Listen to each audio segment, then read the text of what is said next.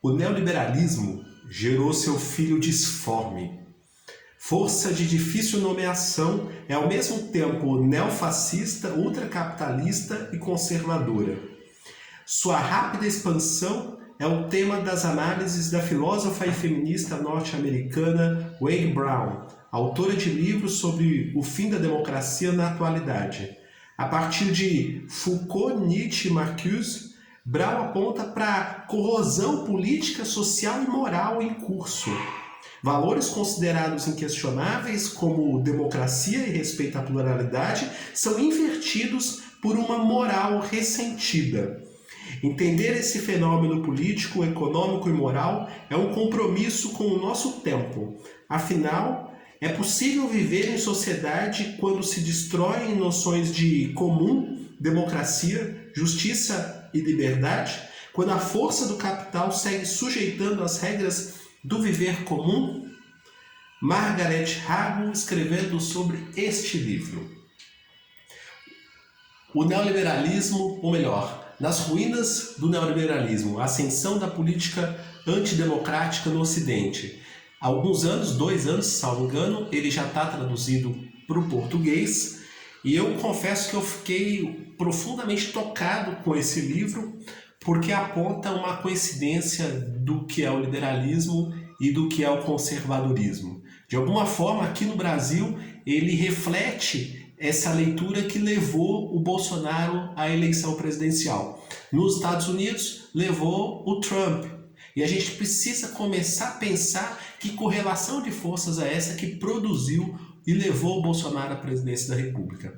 De um lado, conservadorismo, de outro lado, liberalismo e, claro, com uma certa dose aí de uma projeção nazi-fascista.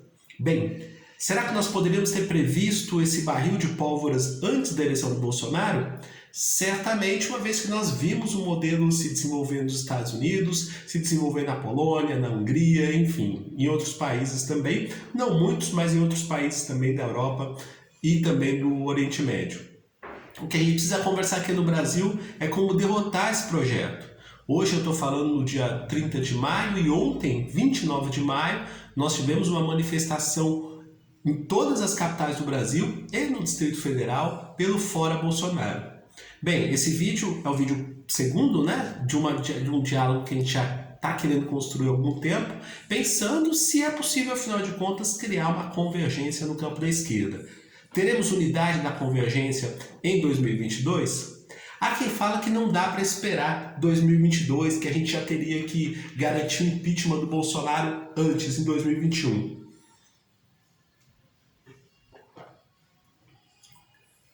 Bem, o 29 de maio foi para isso, Foi para construir uma narrativa para tirar o Bolsonaro das eleições de 2022 e o quanto antes da presidência da República. Afinal de contas, a gente está no meio de uma pandemia e não tem como ter um presidente negacionista, Um presidente que, se hoje faz um discurso de preocupação com a vacina, bem, ele não fez alguns meses atrás e a gente está pagando o preço por isso. Agora, pensando no campo de cá, no campo da esquerda, como é que a gente consegue criar uma convergência, Como é que a gente consegue criar uma possibilidade onde todos sejam incluídos no projeto nacional? Eu, particularmente, tenho pensado em nomes, Nomes que possam capitanear esse discurso do Fora Bolsonaro e fazer frente a ele, eventualmente, nas eleições, ou fazer frente ao bolsonarismo, É bom lembrar que, independentemente da derrota do Bolsonaro nas urnas ou da saída pela via do impeachment, o bolsonarismo segue. O bolsonarismo, ele segue em curso porque ele montou um projeto político de país, E como é que a gente consegue desconstruir? A gente começa, naturalmente, pelo Fora Bolsonaro. Mas vamos precisar muito além disso, Porque a gente precisa desconstruir os pilares que fortalecem essa narrativa. E daí, me permitam aqui divulgar o livro da Wade Brown, está em língua portuguesa, Nas Ruínas do Neoliberalismo. Acho que você pode encontrar nas redes sociais aí, nas livrarias, é importante valorizar. Foi publicado pela editora Politeia aqui no Brasil. Então vocês, por favor, comprem o livro, adquiram, Ascensão da política antidemocrática no Ocidente. É o subtítulo.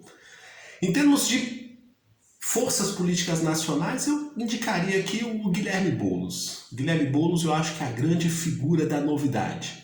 Por que eu não indicaria o Lula, né? Muita gente está dizendo que o Lula polarizaria com o Bolsonaro. Eu penso que não. Eu penso que o Lula, ele está acima. O Lula foi presidente da República, gente. O Lula, ele é, para nós do Brasil, uma referência internacional, sabe? O Lula é daquelas figuras que a gente, se não venera, porque político, né, não cabe veneração, mas que a gente entende como uma liderança internacional. O Lula tinha que ser secretário-geral das Nações Unidas, sabe? E é claro que haverá muita torcida de nariz, não só na direita, que também não dá para se esperar muita coisa, mas lançar o Lula para a Secretaria-Geral da ONU gera torcida de nariz no campo da esquerda, porque tem gente que vive desse discurso de ressuscitar o Lula. Não se trata de achar que o Lula não deva ser presidente da República. A gente precisa entender que o Lula tira muito voto do eleitorado e a gente não está em condições de polarizar as eleições do ano que vem. No caso do Guilherme Boulos foi candidato aqui na cidade de São Paulo. Ele de alguma forma capitaneou esse discurso do Fora Bolsonaro aqui, tanto que chegou ao segundo turno. Chegou ao segundo turno aqui nas eleições municipais e tem feito esse discurso de angariar as vozes da esquerda. Eu faço votos para que o Guilherme Boulos seja o candidato que enfrente o Bolsonaro, seja até o processo do impeachment, mas que seja nas eleições de 2022, e que a gente eleja, quem sabe, para a presidência da República. Agora, quem seria o Guilherme Boulos presidente da República, né? Ele precisa ser aquele que capitaneie as vozes nacionais. Ah, César, mas você cria um Instituto Rio Negro, você é preto e você não fala de um candidato preto. Bem, eu estou analisando a história da política brasileira, né? Sobretudo a história recente. Eu gostaria muito de ver um candidato negro em condições de concorrer e de vencer as eleições. Ah, muitos vão me perguntar, né? Mas e Joaquim Barbosa, César?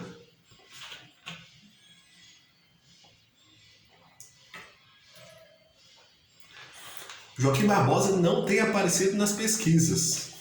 Esse é o ponto. Eu estou fazendo uma análise de cunho eleitoral.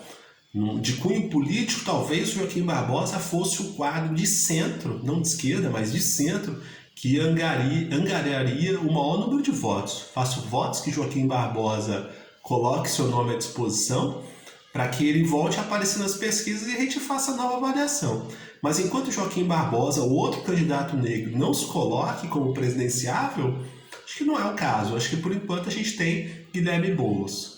Guilherme Boulos tem chance de angariar, mas para que ele seja visto como um presidenciável, ele vai precisar capitanear um discurso, uma narrativa de esquerda que dialogue, aí me permita a provocação, mas o Guilherme Boulos vai precisar dialogar com o setor do empresariado liberal. Os liberais não vão sair do governo. Me perdoe pela sinceridade, mas os liberais estão no governo há muito tempo e eles não estão com previsão de saída. Então, a bancada aí do agronegócio, claro, se tiver uma pauta diversificada, eu acho que pode ser bom para todo mundo. Mas o Guilherme Boulos vai precisar fazer esse diálogo que é conflituoso com a bancada liberal. Essa bancada liberal não é uniforme, essa é a boa notícia. São setores lobistas que às vezes se aproximam mais do interesse nacional, às vezes se aproximam menos. Tem setores que estiveram com o Ciro Gomes nas eleições de 2018, então eu sugiro que, se Guilherme Boulos for o quadro nacional, que ele faça esse diálogo com o campo liberal, que está muito bem posicionado também no xadrez. Se nós ganharmos as vozes do campo, dos setores empresariais, sobretudo do agronegócio, eu vejo com muito bons olhos aí uma possibilidade da gente lançar o Guilherme Boulos à presidência da República. Quem seria a vice? Bem, tem que ser uma mulher, eu acho. E eu acho que tem que ser uma mulher de centro. para que faça esse diálogo com o setor do agronegócio. Não estou aqui dizendo que eu gosto do agronegócio, eu acho que tem uma discussão de sustentabilidade super importante, mas eu não posso dizer que eles não existem no tabuleiro político do xadrez, do tabuleiro de xadrez político, melhor dizendo. Então, até que ponto considerar o agronegócio e achar que eles vão...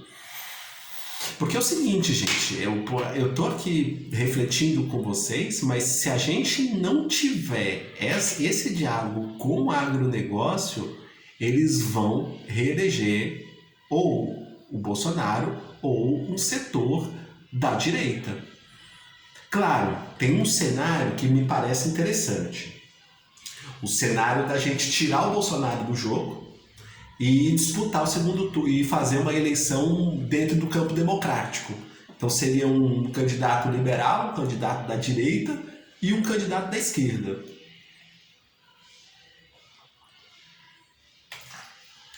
Mas aí volta no que eu estou dizendo, né? O bolsonarismo não acaba. O Bolsonaro sai do jogo, o bolsonarismo continua com uma força e o bolsonarismo vai apoiar o candidato da direita. E aí é você entregar as eleições para o Bolsonaro. Aí o Dória está eleito presidente da República. Por isso que a gente precisa chegar no setor do Congresso Nacional que penderia essa eleição para a direita. E é o agronegócio esse setor. Esse setor, num diálogo com a esquerda, eu sei que não é um diálogo fácil, gente. Lembrem que quando foi as eleições com Lula e o menino do PL lá, me fugiu, o industrial. Enfim, não é fácil esses discursos com a direita, sobretudo no campo econômico, não é fácil. Mas eu acho que a gente precisa sentar na mesa, sabe? Colocar o Guilherme Boulos na mesa traz uma série de agendas para a mesa. E eu acho que o Boulos traz mais esperança do que o Lula. Acho que o Boulos pode, inclusive, defender o Lula para secretário-geral da ONU, o Lula como referência internacional, o Lula, quem sabe, como ministro das Relações Exteriores do Brasil. Eu acho que o Lula teria a grande capacidade de colocar o Brasil nas mesas dos grandes debates internacionais. Mas, pelo amor de Deus, não sei se é o caso de lançar ele. Acho que se a gente lançar ele, a gente perde a liderança internacional e perde a possibilidade de vencer. Eu não vou no barulho dessa elite, dessa camada do Partido dos Trabalhadores que querem empurrar o Lula goela abaixo. Eu não acho que a gente deve fazer dessas eleições ou Lula ou Bolsonaro. Primeiro que o Lula é muito melhor que o Bolsonaro. Muito melhor. Só que eu acho que o Lula tem um eleitorado que não quer... Tem um eleitorado brasileiro que não quer a volta do Lula. Não é só que ele não quer o Bolsonaro, não quer a volta do Lula também. Então, na minha avaliação, é Guilherme Boulos no campo da esquerda com uma vice do agronegócio. Eu sei que é triste, mas é o que tem para 2022. Um grande abraço.